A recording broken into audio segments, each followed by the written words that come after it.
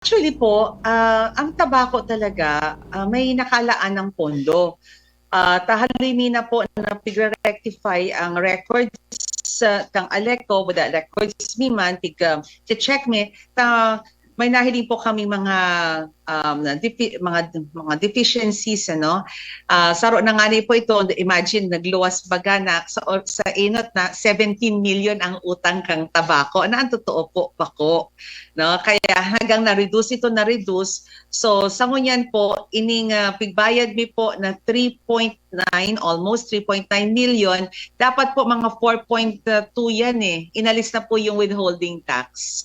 Kaya naging less than 3.9.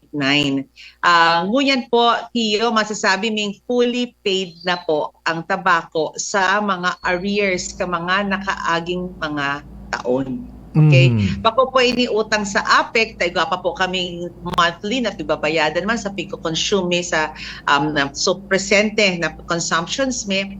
Ini po so consumption kan lokal na gobyerno, street lights, buildings, buda sa mga pibabarayadan mi po na mga barangay facilities, may mga facilities po na entrust pa sa LGU Tabako, kam mga nakaaging taon. Tama si Jomar po, duman sa iyang gari overall assessment na ini po bako ini current kundi arrears na po ini na nagpuon pa nga ni bago pa ako nagtukaw bilang alkalde. Yes. Almost 3,800,000 plus po, less than 3.9. Dahil inalis na po John yung withholding tax. Opo. Dapat po ang kwentada po namin ay 4.2, parang ganyan po. Inalis po yung withholding tax. Malaki-laki rin po yung withholding tax. Kabus po na negosyo, iko talaga withholding tax, and kita po sa lokal na gobyerno, kita po ang collector man kang national government. Kaya ito po, luwas manggiraray sa tax tuman sa kwarta kang LGU. Diba?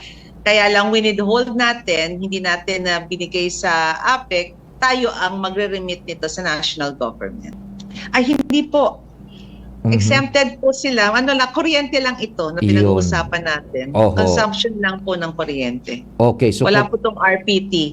Sa hindi ko yan yung issue ni GovGrex. Opo. So, i-waive muna nila para makatulong sa Aleco yung mga real property taxes duman sa mga edificio ninda, land and building, lalong-lalo na sa Albay. Hindi po talaga si Congressman Lagman po ang kinahuro niya ako, sabi niya, Crisel, kung may kwarta naman ang tabako, mag-enot na kamo. Yan. Para mapahiling ta na talagang seryoso kitang matabang sa Aleco, and at the same time, maging, kumbaga, inspirasyon man sa ibang LGU as in private consumers na magbayad. Dahil dapat ang nanginginutan, dapat ang gobyerno.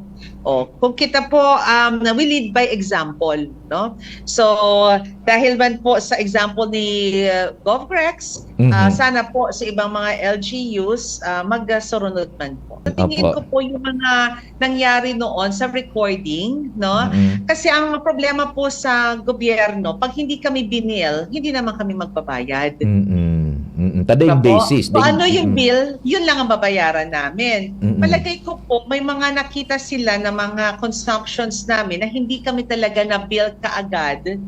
Kaya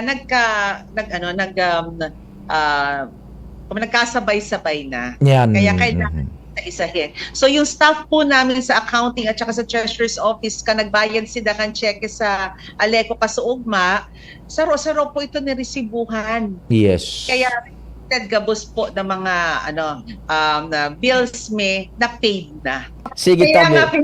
ni-repost ko so ginibo na post ni na comment ni Jomar, tagari may misimpression na itong binayad kang LGU Tabako sakop na ka ito sa ibang utang kang pribado. Utang lang po ito kang LGU. Dahil po kasabay duman sa private consumption, private bills, no? Sa mga ibang LGUs po, magayon na kita ang manginutan para po sa tuyang mga nasasakupan, mahiling po ang tiwala ta sa Aleco and sindaman po magsunod. Sa mga konsumidores po, dapat po magbayad kita kang ginamit ng kuryente and sana po may nakampilferage dahil sa iba po ang nagsasakit dahil sa gibong salakang iba. Iyon. So let's start the year right. Let's start 2023 the right way.